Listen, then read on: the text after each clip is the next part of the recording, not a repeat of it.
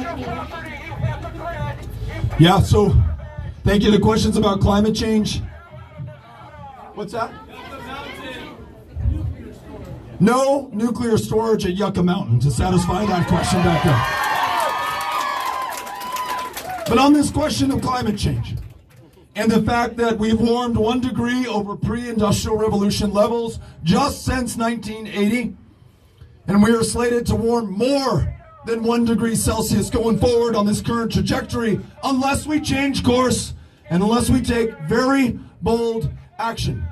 The wildfires in California, the flooding of the Missouri River in Nebraska and Iowa, the 58 inches of rain that fell from the sky on Houston, Texas, the landfall record for as long as we've been keeping records in North America, the third 500-year flood in that community in just 5 years, the droughts through which our farmers persist, but after a while they will no longer be able to grow the food and fiber that feeds and clothes so much of the rest of the world. The civil war in Syria that followed the longest, most profound, sustained droughts in Syria.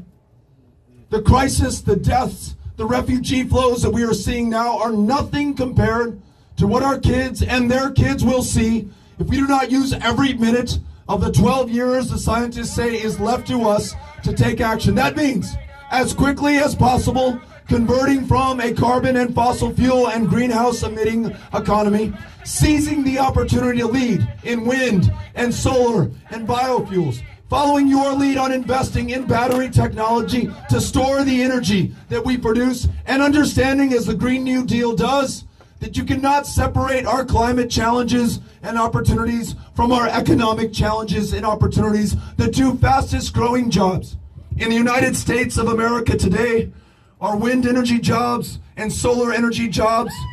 Let's understand that there is economic opportunity, job growth opportunity, high value, high skill, high wage, in demand jobs that we are creating, and we can create more of them if we speed this transition. And then, as the one country of the 194 on the planet that has decided to drop out of its responsibilities in the Paris Climate Agreement, as president, I will sign the United States back up. I will ensure that we convene the countries of the world around this shared challenge and reassert our indispensable role of bringing the world together around otherwise intractable problems. I want to make sure that when we had this moment of truth, we were not found wanting. And given your question and the leadership that I see, especially amongst young people on this issue, I know that we will be good. So thank you. Thanks for being here.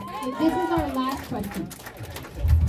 Hi, Beto. I'm really super nervous, so I'm sorry if I was just super oddly. But my name's Akaya. I'm 16 years old. I'm a student at Basic Academy here. And I know you mentioned you don't care whether or not you're able to vote, you're not able to vote, you don't care about age. And so for me personally, I grew up with politics. I grew up being engaged in politics, watching the news because of my grandparents. And so I know there's other politicians that have entered the race or thinking about entering the race that are debating on changing the voting age from 18 to 16. I don't necessarily have a stance on it because I know that there are students that aren't as involved as I am, and I know students that are. So I would just like to know your opinion on that and where you stand. Thank you. Yeah, great question. Questions on changing the voting age. And I think there's a lot of wisdom to this, because on the issues that we are talking about, climate change, gun violence, healthcare for all, true, meaningful criminal justice reform in the United States of America, I find so often it is the very youngest among us who are leading those efforts. I was just in Rock Hill, South Carolina, and I met a surviving member of the Friendship Nine.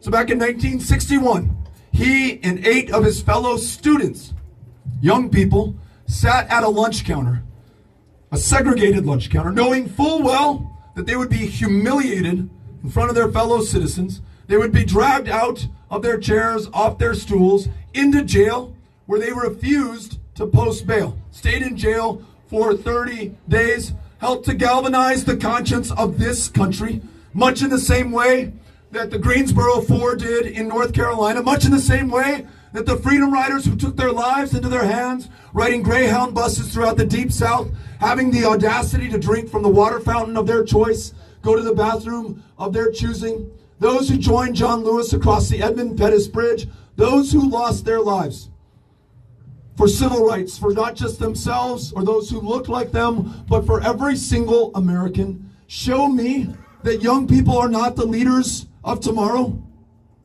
Young people are the leaders of this moment, right now, today. So, I'm very open to the idea of expanding the electorate by moving the voting age down to ensure that we capture that energy, that enthusiasm, that leadership, and that desire to participate in our democracy. Thank you for asking the question. Really appreciate it. That's it. Okay, Cynthia is saying that was our last question. Thank you for having us out here today. Pour Coffee, thank you for allowing me to stand on your counter and hosting all of us. Las Vegas, thank you for being so great. Thank you all.